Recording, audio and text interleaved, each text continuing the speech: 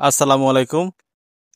প্রত্যেকের বাড়িঘর যেমনই হোক তার কাছে অনেক প্রিয়, তেমনি প্রত্যেকের উপজেলাও তার কাছে প্রিয়।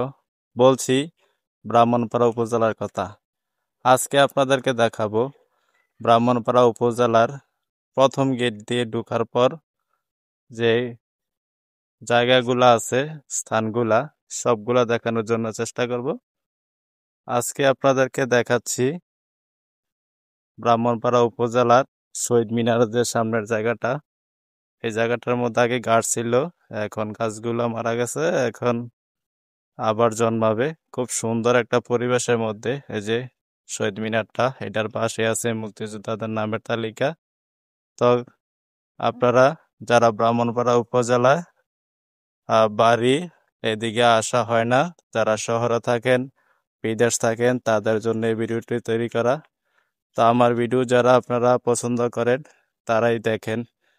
তো আপনাদেরকে অসংখ্য ধন্যবাদ জানাই যারা ভিডিওগুলো দেখেন। এটা হলো বর্তমান পরিস্থিতি দৃশ্য ব্রাহ্মণপাড়া উপজেলার। তো সবাই ভালো থাকবেন। আসসালামু আলাইকুম।